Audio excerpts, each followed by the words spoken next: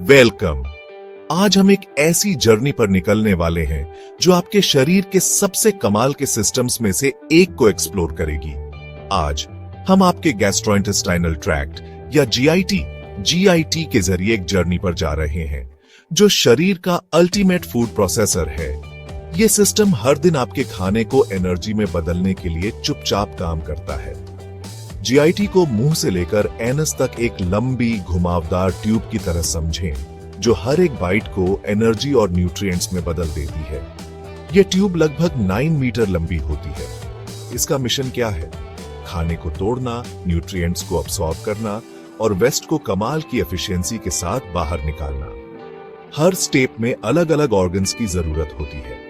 यह process ingestion से शुरू होता है जब आप खाना मुंह में डालते हैं। इसके बाद डाइजेशन होता है जहां खाने को मैकेनिकल और केमिकल तरीके से तोड़ा जाता है ताकि शरीर उसे आसानी से इस्तेमाल कर सके। अगला स्टेप है अब्सॉर्प्शन, जिसमें न्यूट्रिएंट्स आपके ब्लड स्ट्रीम में एंटर करते हैं और शरीर के हर हिस्से तक पहुंचते हैं। और आखिर में जो बचा है उसका एलिमिनेशन, यानी वेस्ट को बाहर निकालना। मेन प्लेयर्स मुंह, ईसोफेगस जो खाना पेट तक पहुंचाता है, स्टमक, स्मॉल इंटेस्टाइन जहां सबसे ज्यादा न्यूट्रिएंट्स अब्सॉर्ब होते हैं, लार्ज इंटेस्टाइन, साथ ही लिवर, गॉल ब्लैडर जो डाइजेशन में जरूरी जूस बनाते हैं, और पैनक्रियास जैसे हेल्पर्स भी जो एंजाइम्स बनाते हैं ताकि खाना अच्छे से टूट सके। हर ऑर्गन का एक यूनिक रोल है और ये सब मिलकर एक टीम की तरह हार्मनी में काम करते हैं ताकि आपका शरीर हेल्दी रहे। जब आपका जीआईटी स्मूथली चलता है तो आप एनर्जेटिक और हेल्दी महसूस करते हैं। जब ऐसा नहीं होता तो डिस्कम्फर्ट, गैस या दूसरी हेल्थ प्रॉब्लम्स हो सकती है। अपने डाइजेस्टिव सिस्टम को समझना आपको लाइफ लॉन्ग हेल्थ के लिए बेहतर चॉइस बनाने में एम्पावर करता है। सही खान-पान और लाइफस्टाइल से आप अपनी जीआईटी को मजबूत रख सकते हैं। आइए इसमें उतरे और देखें कि ये इनक्रेडिबल सिस्टम कैसे काम करता है। हर दिन ये आपके लिए चमत्कार करता है। रेडी? चलिए अपनी जर्नी शुरू करते हैं। अब जानेंगे आपके शरीर का फूड प्रोसेसर कैसे चलता है।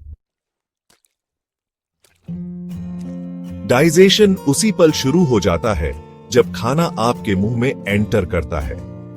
जैसे ही आप पहला निवाला लेते हैं, आपके शरीर की एक अद्भुत प्रक्रिया एक्टिवेट हो जाती है जो हर बाइट को एनर्जी और न्यूट्रिएंट्स में बदलने के लिए तैयार रहती है। आपके दांत चबाते हैं, खाने को छोटे टुकड़ों में तोड़ते हैं जिससे उसे निगलना और डाइजेस्ट करना आसान हो जाता है। हर चबाने के साथ खाना और भी ज्यादा बारीक होता जाता है, जबकि सलाइवा उसे नम करता है और कार्बोहाइड्रेट्स को डाइजेस्ट करना शुरू कर देता है। सलाइवा में मौजूद एंजाइम्स खाने को सॉफ्ट और स्लिपरी बनाते हैं जिससे वह आसानी से गले से नीचे जा सके। जीभ खाने को बोलस का शेप देती है और उसे गले तक धकेलती है जिससे निगलने की प्रक्रिया शुरू होती है। जीभ का यह रोल बहुत जरूरी है क्योंकि बिना इसके खाना सही दिशा में नहीं जा सकता। एपिग्लोटिस आपकी विंड पाइप को बंद कर देता है जिससे खाना सेफ्टी से इसोफेगस में चला जाता है। यह एक प्रोटेक्टिव फ्लैप है जो खाने को सांस की नली में जाने से रोकता है। Oesophagus peristalsis wave like muscle contractions का यूज करता है ताकि खाने को स्टमक तक ले जा सके। यह मूवमेंट अपने आप होता है, आपको कुछ भी महसूस नहीं होता, लेकिन यह बहुत जरूरी है। स्टमक के एंट्रेंस पर लोअर इसोफेगल स्फिंक्टर खुलता है जिससे खाना अंदर चला जाता है और एसिड को वापस ऊपर आने से रोकता है। यह स्फिंक्टर एक गेटकीपर की तरह काम करता है। स्टमक में खाने को गैस्ट्रिक जूस के साथ मथकर मिलाया जाता है जिससे वह काइम नाम के सेमी लिक्विड में बदल जाता है। यह मिक्सिंग और ब्रेकडाउन कई मिनटों तक चलता है। अब असली ब्रेकडाउन शुरू होता है। यहीं से आपके खाने के पोषक तत्व शरीर में अब्सॉर्ब होने के लिए तैयार होते हैं और डाइजेशन का अगला फेज शुरू होता है। आपके डाइजेस्टिव ट्रैक्ट से खाने को गुजारना मसल कॉन्ट्रैक्शंस का एक कोऑर्डिनेटेड डांस है। पेरिस्टाल्सिस खाने को आगे बढ़ाता है, जैसे टूथपेस्ट को ट्यूब से बाहर निकालना।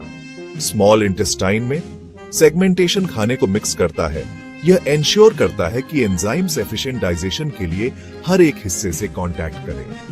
मील्स के बीच माइग्रेटिंग मोटर कॉम्प्लेक्स गट को साफ करता है, जिससे बैक्टीरियल बिल्डअप नहीं होता। लार्ज इंटेस्टाइन में मास मूवमेंट्स वेस्ट को रेक्टम की ओर धकेलते हैं ताकि उसे बाहर निकाला जा सके। स्फिंक्टर्स गेट्स की तरह काम करते हैं, जो फ्लो को कंट्रोल करते हैं और की पॉइंट्स पर बैकफ्लो को रोकते हैं। ये मूवमेंट्स डाइजेशन को शुरू से अंत तक ट्रैक पर रखते हैं। अगला, आइए देखें कि ज्यादातर डाइजेशन कहां होता है। स्मॉल इंटेस्टाइन वह जगह है जहां डाइजेशन सही मायने में सेंटर स्टेज लेता है। यह 3 पार्ट्स में डिवाइड है: ड्यूडेनम, जेजुनम और इलियम। ड्यूडेनम में काइम पैनक्रियास, लिवर और गॉल ब्लैडर से डाइजेस्टिव जूस के साथ मिक्स होता है। पैनक्रियाटिक एंजाइम्स कार्ब्स, प्रोटीन्स और फैट्स को तोड़ते हैं, जबकि बाइकार्बोनेट स्टमक एसिड को न्यूट्रलाइज करता है। लिवर से बाइल, जो गॉल ब्लैडर में स्टोर होता है, फैट्स को डाइजेशन के लिए आसान बनाने के लिए इमल्सिफाई करता है। इंटेस्टाइनल लाइनिंग पर ब्रश बॉर्डर एंजाइम्स न्यूट्रिएंट्स को एब्जॉर्बेबल फॉर्म्स में तोड़ने का काम पूरा करते हैं। जब तक खाना स्मॉल इंटेस्टाइन से बाहर निकलता है, तब तक वह सिंपल शुगर्स, अमीनो एसिड्स और फैटी एसिड्स में रिड्यूस हो चुका होता है। ये न्यूट्रिएंट्स निकालने के लिए शरीर की मेन साइट है। अब आइए देखें कि ये न्यूट्रिएंट्स आपके ब्लड स्ट्रीम में कैसे एंटर करते हैं। 10 अब्सॉर्प्शन वह प्रोसेस है जिसमें न्यूट्रिएंट्स इंटेस्टाइन से आपके शरीर में जाते हैं। स्मॉल इंटेस्टाइन की सरफेस विली और माइक्रोविली से ढकी होती है, जिससे अब्सॉर्प्शन के लिए एक बहुत बड़ा एरिया बन जाता है। सिंपल शुगर्स और अमीनो एसिड ब्लड कैपिलरीज में एंटर करते हैं और प्रोसेसिंग के लिए सीधे लिवर में जाते हैं।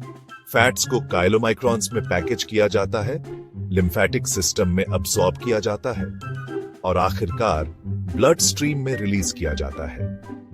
फैट सॉल्यूबल विटामिन्स फैट्स के साथ जाते हैं, जबकि वाटर सॉल्यूबल विटामिन्स सीधे ब्लड में जाते हैं। यह एफिशिएंट सिस्टम यह एंश्योर करता है कि आपकी सेल्स को जरूरी फ्यूल और बिल्डिंग ब्लॉक्स मिले। लिवर एक गेटकीपर की तरह काम करता है, जो न्यूट्रिएंट्स को पूरे शरीर में सर्कुलेट होने से पहले प्रोसेस करता है। बचे हुए का क्या होता है? आइए उसे लार्ज इंटेस्टाइन तक फॉलो करें। लार्ज इंटेस्टाइन वह संभालता है जिसे स्मॉल इंटेस्टाइन डाइजेस्ट नहीं कर पाता। इसका मेन काम पानी और इलेक्ट्रोलाइट्स को अब्सॉर्ब करना है, जिससे लिक्विड वेस्ट सॉलिड स्टूल में बदल जाता है। ट्रिलियंस में गट बैक्टीरिया बचे हुए फाइबर्स को फर्मेंट करते हैं, जिससे शॉर्ट चेन फैटी एसिड्स जैसे फायदेमंद कंपाउंड्स बनते हैं। ये बैक्टीरिया विटामिन के और कुछ बी विटामिन्स जैसे विटामिन्स को सिंथेसाइज करने में भी हेल्प करते हैं। जैसे जैसे स्टूल कोलन से गुजरता है, पानी अब्सॉर्ब होता है और वेस्ट कॉम्पैक्ट हो जाता है। रेक्टम स्टूल को तब तक स्टोर करता है जब तक एलिमिनेशन का टाइम नहीं हो जाता, जिसे एनल स्फिंक्टर्स कंट्रोल करते हैं। यह लास्ट स्टेप डाइजेस्टिव जर्नी को पूरा करता है, लेकिन कभी कभी चीजें गलत हो सकती हैं। डाइजेस्टिव सिस्टम बहुत रेजिलिएंट है, लेकिन यह पूरी तरह से प्रॉब्लम्स से इम्यून नहीं है। हमारी रोजमर्रा की लाइफस्टाइल, खान-पान और स्ट्रेस का इस पर गहरा असर पड़ता है, जिससे कई तरह की गट डिसऑर्डर्स हो सकते हैं। आईबीएस एक बहुत कॉमन कंडीशन है, जिसमें पेट दर्द, ब्लोटिंग और बाउल हैबिट्स में बदलाव देखने को मिलता है। यह अक्सर स्ट्रेस, कुछ फूड्स या हार्मोनल चेंजेस से ट्रिगर हो सकता है और इससे डेली लाइफ पर भी असर पड़ता है। जीआरडी तब होता है जब स्टमक एसिड इसोफेगस में वापस आ जाता है, जिससे हार्टबर्न, एसिड रिफ्लक्स और सीने में जलन जैसी समस्याएं होती हैं। यह कंडीशन लंबे समय तक रहे तो और भी कॉम्प्लिकेशंस हो सकते हैं। गैस्ट्राइटिस स्टमक लाइनिंग की इन्फ्लेमेशन है, जो अक्सर इन्फेक्शन, एनएसएआईटीज, अल्कोहल या कुछ खास फूड्स के कारण होती है। इसके लक्षणों में पेट में जलन, दर्द और अपच शामिल है। गैस्ट्रोएंटेराइटिस, जिसे आमतौर पर स्टमक फ्लू भी कहते हैं, आमतौर पर वायरस के कारण होता है। इससे डायरिया, वोमिटिंग, बुखार और कमजोरी हो सकती है और यह बच्चों और बुजुर्गों में ज्यादा गंभीर हो सकता है। सीलिएक डिजीज ग्लूटेन के लिए एक ऑटोइम्यून रिएक्शन है जिसमें स्मॉल इंटेस्टाइन डैमेज हो जाती है और न्यूट्रिएंट अब्सॉर्प्शन में दिक्कत आती है। इसके लक्षणों में वेट लॉस, थकान और डाइजेस्टिव इश्यूज शामिल है। ये सभी कंडीशंस गट हेल्थ की इंपॉर्टेंस और अर्ली इंटरवेंशन की जरूरत को हाईलाइट करती है। सही समय पर पहचान और ट्रीटमेंट से लाइफ क्वालिटी बेहतर हो सकती है। डाइट, स्ट्रेस और लाइफस्टाइल को मैनेज करने से कई डाइजेस्टिव इश्यूज को रोकने या कंट्रोल करने में काफी मदद मिल सकती है। हेल्दी हैबिट्स अपनाना गट हेल्थ के लिए फायदेमंद है। तो गट हेल्थ इतनी इंपॉर्टेंट क्यों है? एक हेल्दी गट न सिर्फ डाइजेशन बल्कि ओवरऑल हेल्थ और इम्यूनिटी के लिए भी जरूरी है। एक हेल्दी गट ओवरऑल वेलबीइंग की नी एंड वी है। एफिशिएंट डाइजेशन और अब्सॉर्प्शन आपके शरीर को एनर्जी, ग्रोथ और रिपेयर के लिए जरूरी न्यूट्रिएंट्स प्रोवाइड करते हैं। पुअर गट हेल्थ से न्यूट्रिएंट की कमी, एनीमिया, कमजोर हड्डियां और यहां तक कि न्यूरोलॉजिकल इश्यूज भी हो सकते हैं। Gut brain axis digestive health को मूड और मेंटल क्लैरिटी से जोड़ता है। आपके गट को अक्सर आपका सेकंड ब्रेन कहा जाता है। क्रॉनिक गट प्रॉब्लम्स इन्फ्लेमेशन को ट्रिगर कर सकती है और आपके इम्यून सिस्टम को कमजोर कर सकती है। अपने जीआईटी का ध्यान रखना इम्यूनिटी, मेंटल हेल्थ और लॉन्ग टर्म वाइटैलिटी को सपोर्ट करता है। क्लिनिशियन अब गट हेल्थ को ओवरऑल हेल्थ का एक ही इंडिकेटर मानते हैं। अपने शरीर की सुने और ऐसे चॉइस करें जो आपके डाइजेस्टिव सिस्टम को सपोर्ट करें। तो आप अपने गट को कैसे नर्चर कर सकते हैं? 10 अपने डाइजेस्टिव सिस्टम को स्मूथली चलाने के लिए बेसिक्स पर फोकस करें। ढेर सारे फ्रूट्स, वेजिटेबल्स और होल ग्रेन्स के साथ एक बैलेंस, फाइबर रिच डाइट खाएं। हाइड्रेटेड रहें और गट मोटिलिटी को सपोर्ट करने और स्ट्रेस को कम करने के लिए रेगुलरली एक्सरसाइज करें। माइंडफुलनेस या रिलैक्सेशन टेक्निक्स से स्ट्रेस मैनेज करें। आपका गट और ब्रेन क्लोजली कनेक्टेड है। डाइजेस्टिव सिम्पटम्स पर ध्यान दें और अगर प्रॉब्लम्स बनी रहती हैं तो हेल्प लें। अपने जीआईटी का ध्यान रखकर आप अपनी एनर्जी, इम्यूनिटी और क्वालिटी ऑफ लाइफ को बूस्ट करते हैं। आपका गट आपकी हेल्थ के कोर में है, उसे नर्चर करें और वह आपकी अच्छी सेवा करेगा।